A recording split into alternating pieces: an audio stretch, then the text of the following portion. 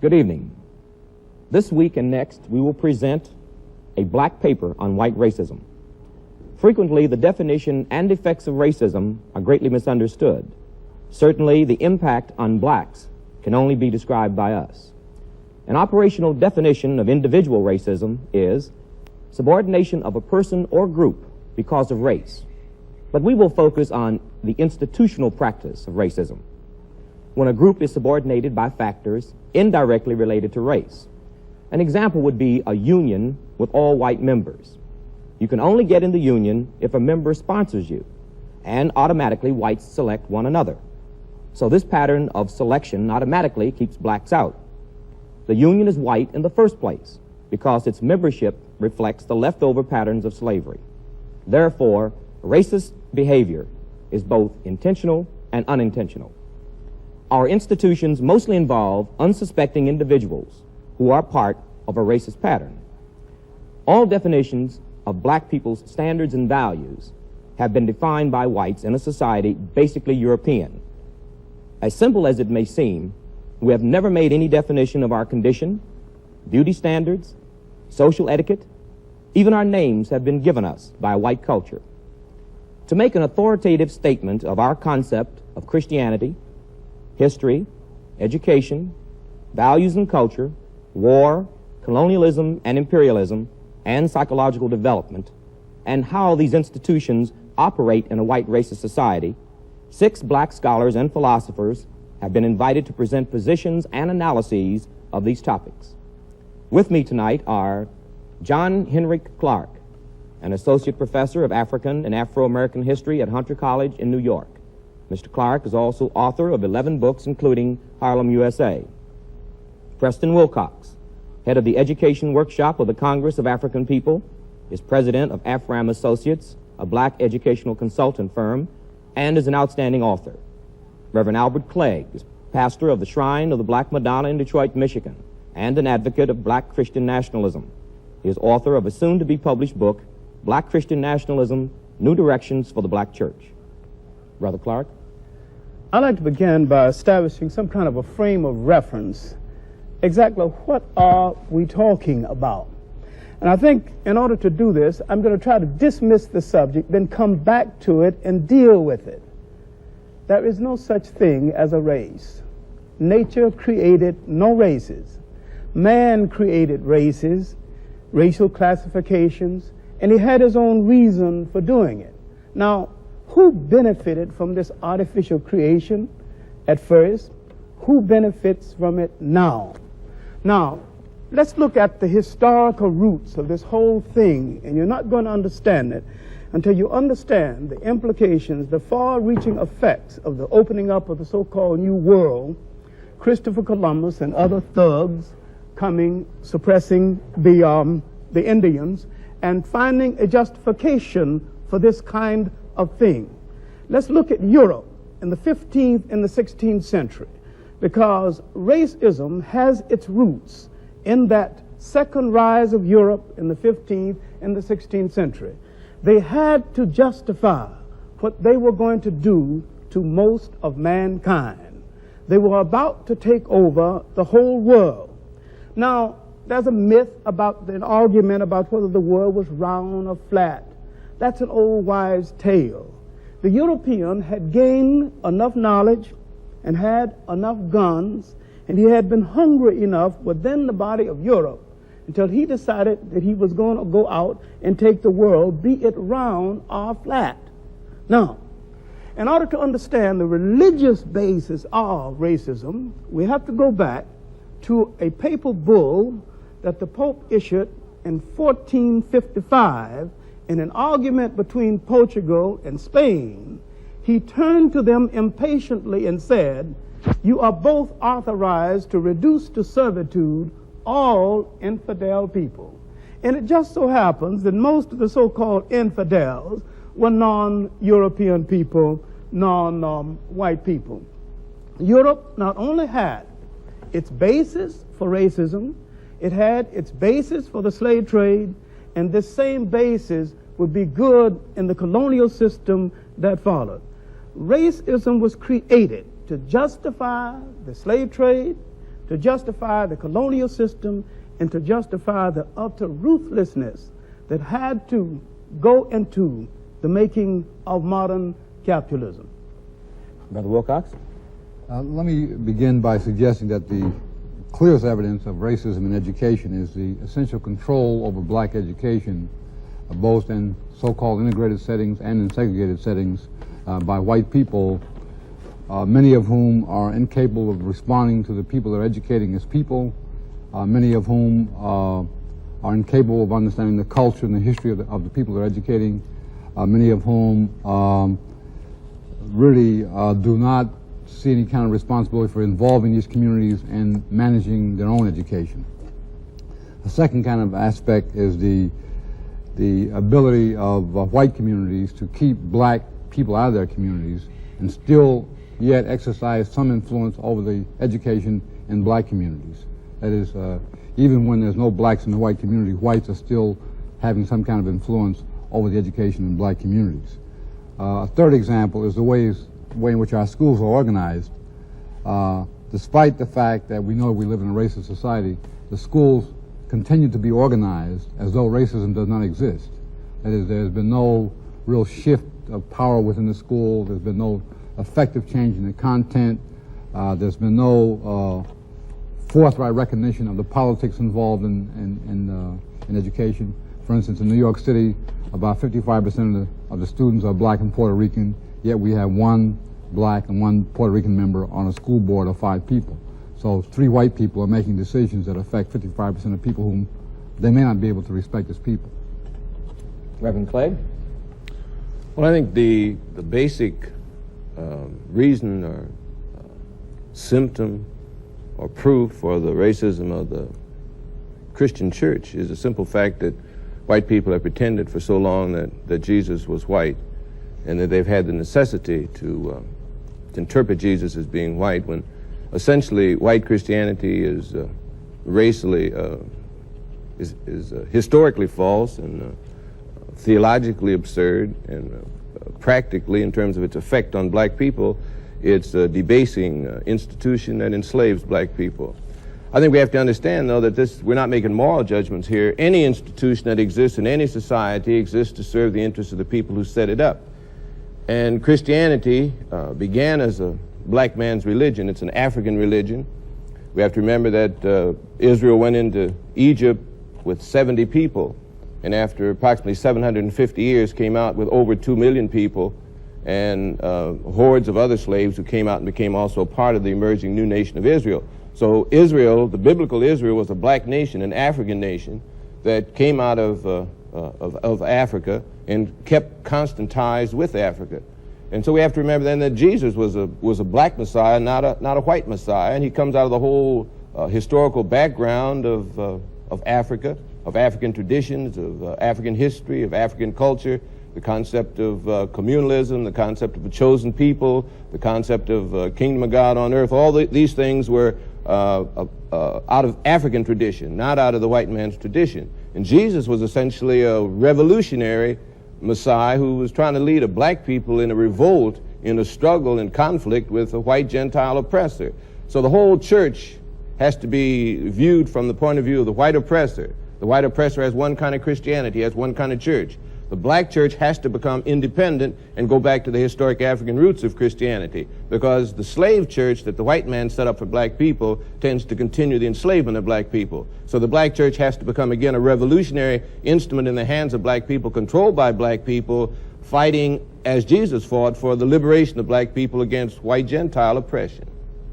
I'd like to continue from Reverend Clegg's point and deal briefly with image, because image is the paramount factor in keeping racism alive.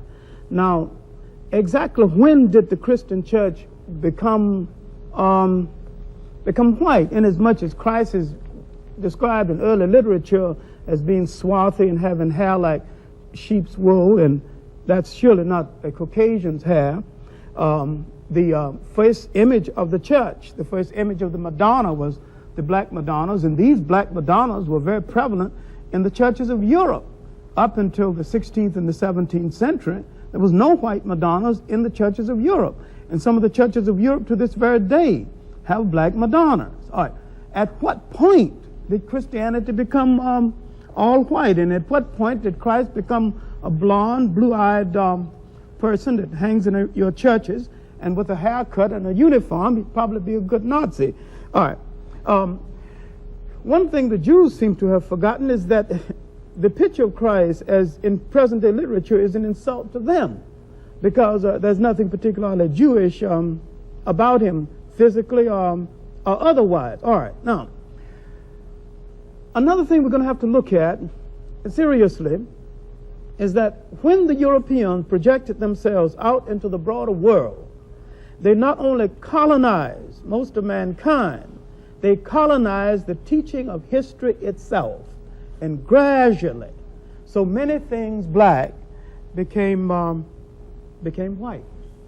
I'd like to just say one little word about when did Christianity become white. The process by which Christianity became gradually to be interpreted as being white began at a very early point with Apostle Paul, who wrote the epistles of the New Testament, and who was, even at that time, with black Israel and black Jews, an Uncle Tom Jew.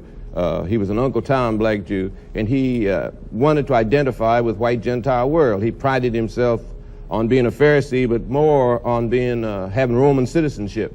So as soon as he had sunstroke on the Damascus Road and said he's been converted, he started out to take the Christianity, the teachings of Jesus, to the Gentile world. Now, he could not take the revolutionary teachings that Jesus had actually taught, because Jesus was a zealot, and they were engaged in revolution. I mean, open revolution. He was one of the zealot leaders at that time. So he couldn't take that to the Gentile world. So he had to make an image, a symbol out of Jesus on the cross, which was compatible with the heathen symbolism of the Roman and Greco-Roman heathen world. So he made Jesus a kind of a heathen symbol that he could take to the Gentile world. And the whole writings of the Apostle Paul tend then to destroy the basic African background of Christianity and to make it compatible with the Greco-Roman heathen world. So it began there. But the actual identification of Christianity as being a white religion didn't really take place until the 14th, 15th, 16th centuries, when the pictures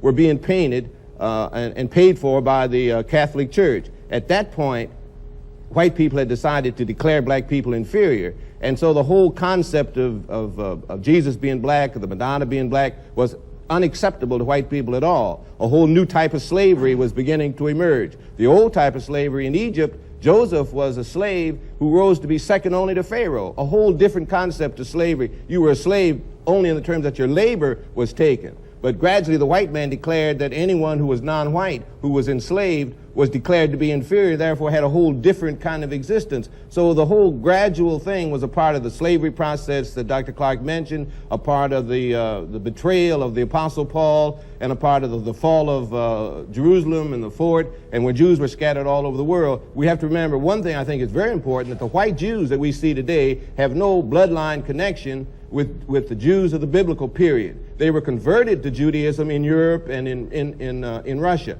They were converted and have no bloodline connection with the black Jews who make up the biblical Israel that the Bible writes about and of which Jesus was a part. Well, what happened to the black Jews? The black Jews are still in existence. There are black Jews in America. There are black Jews all over Africa. There are black Jews in Palestine. There are black Jews everywhere.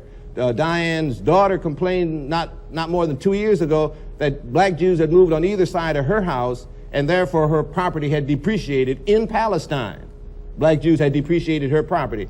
Jews had moved directly from Palestine to India, and the community celebrated its 1900th anniversary or something, and they had white Jews who had emigrated from Europe and black Jews who had originally come from Jerusalem at the fall of Jerusalem, had an uninterrupted straight line of connection from the fall of Jerusalem to India. All over the world there are black Jews, but the Zionist Jews who had been converted to Judaism have taken over the control of the definition of what Judaism is, as white people do with anything. If they come into it, they take it over and define what it is, as you stated in your introductory statement. So we have to remember that white Jews, when you see them on the street, are not the Jews of the biblical period. And that sometimes confuses black people who ought to be black Christian nationalists. See, one of the things I'm hearing from both of the brothers is that not only have whites tried to deceive blacks about the realities, but they in effect, deceived each other about the realities. That is, I'm sitting here thinking about the institutions in this society, all of which are racist, you know, which whites created and which whites have used in order to advance themselves, but never at any point stopping and recognizing, for instance, that the prisons have nothing to do with rehabilitation, or that the courts, in most cases, really have nothing to do with justice. What about schools? What Specifically is a racist pattern, in your opinion, as far as the educational process or the schools is concerned? Well, I would say that the overwhelming educational process that is racist is a tendency to educate people against their own interests. That is, to educate black kids to hate themselves, to educate blacks to feel alienated from their own people, to educate blacks to become advocates for the mainstream against their own community. Well, how is that done, specifically? Well, I would say that, you know, the traditional educational process is, number one, the concealing of the truth about history, the educating of black students away from the problems of their own community.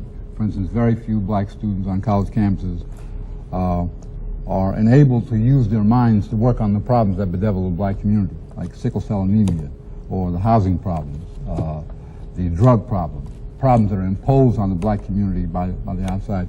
Very few black students on white campuses or any campus are spending their energies and their minds on trying to find solutions to those problems. In most cases, they're being educated, say, with the drug problem, to learn how to use methadone.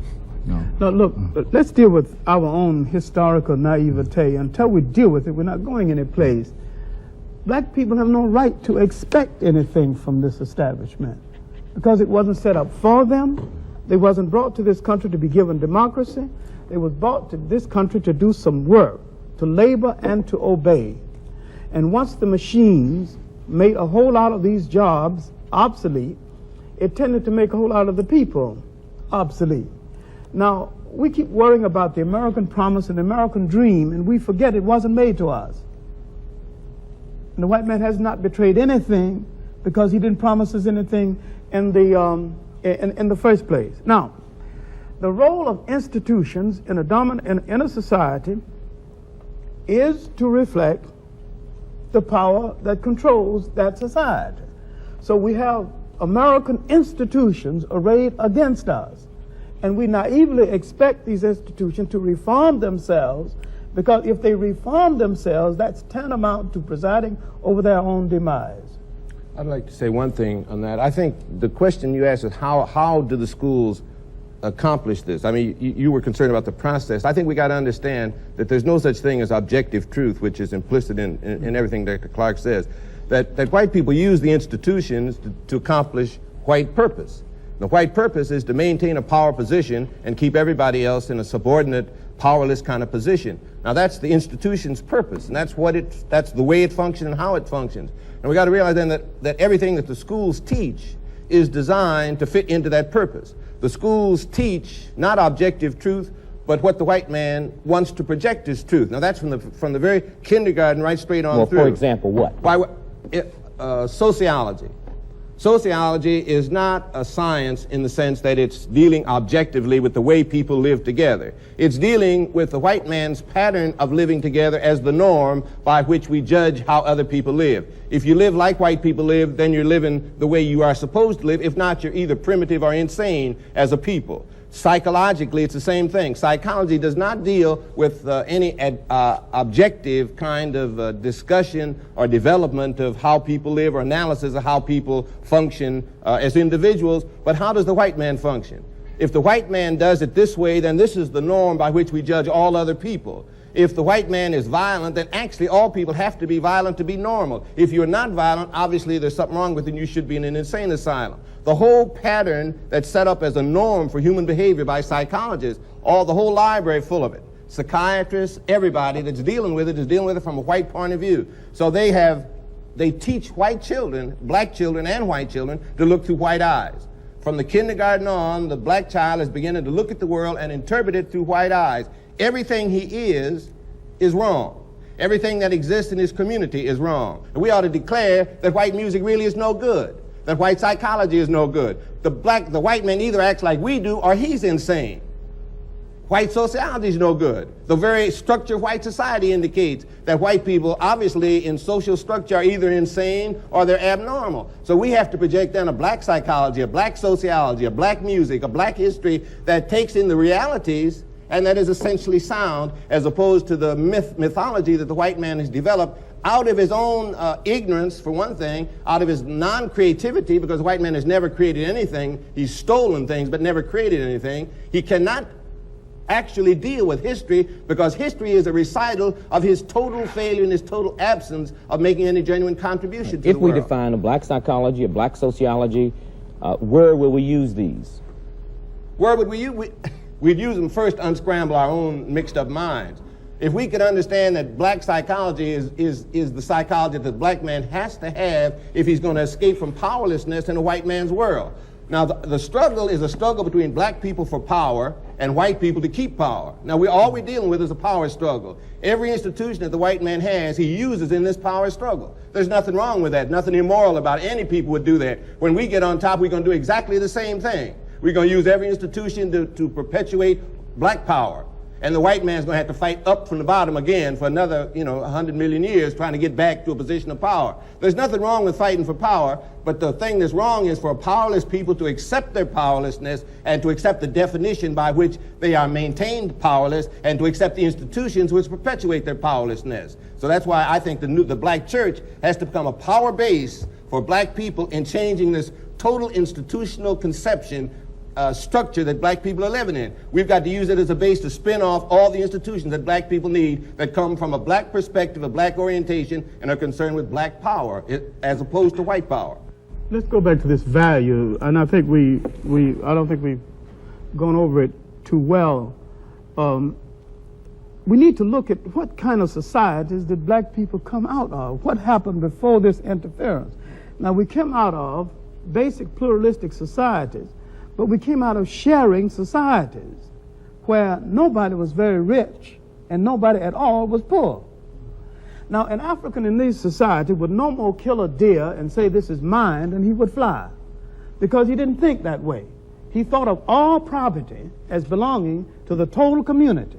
Now, we were brought into a society as slaves just at the time the concept of private property and capitalism was getting well underway with the backing of the church.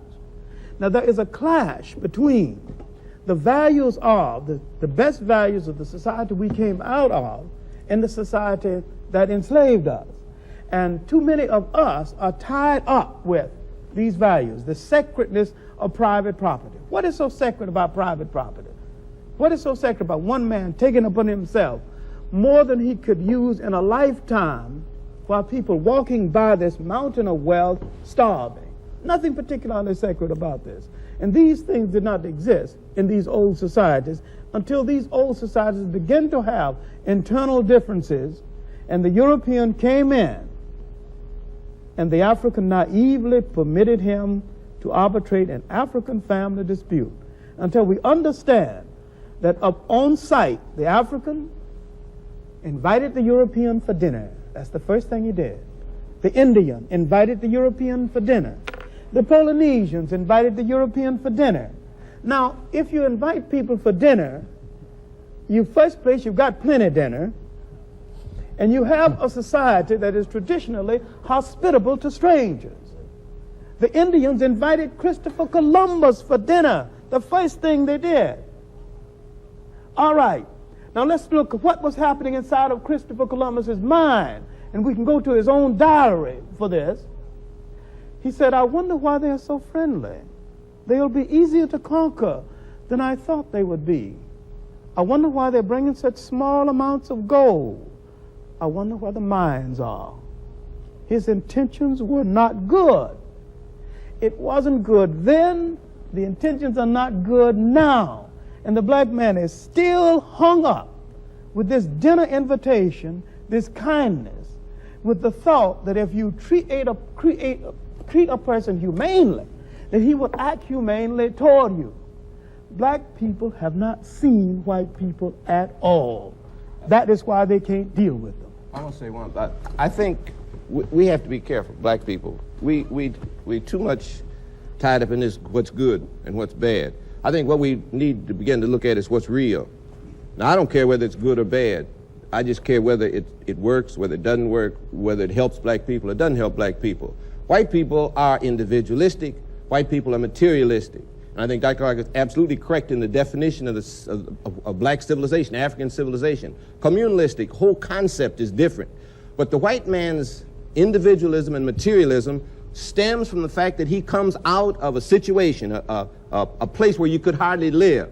You know, the barren land where you could hardly grow, no resources, where they had to fight each other just to keep alive, and where each person had to try to steal all he could to keep somebody else from getting it so he could stay alive. Now that builds individualism and materialism. Now he didn't have much in the way of materialism, but he had the need, the desire, so he built ships, he built guns, everything in order to take something from somebody else. Now you got to realize that the black man came up in a wholly different kind of environment, where there was everything that a person needed. They didn't have to cheat and lie and steal to get enough to eat. Enough to eat was everywhere. Nobody had to take from somebody else. All the resources of the world were right there in the ground. They had everything. They didn't need to build ships and go conquer someplace else. If Africans built a ship, where would they go? Any place they went was worse than where they were. But the white man could build a ship and go any place, because any place he went was better than where he was. Anything that he could take was better than what he already had. So we're dealing with the cultures of two people that stem from the kind of situation in which they live. Black people today are trying to be individualistic and materialistic because we are now in a slave culture. The white man has dominated us so completely, we try to accept his values. What we've got to do is reject his values, go back and accept the old values that come from Africa, our own historic black values, and have a black value system that we put in opposition to the white man's materialism and individualism. Thank you very much, gentlemen. This week we have presented a black paper on white racism, part 1. We have discussed education, history, and Christianity, and how these institutions in a racist pattern affect the lives and mentality of black people. Next week we will present part 2. We will deal next week with values and culture, war, colonialism and imperialism, and personality development or psychology.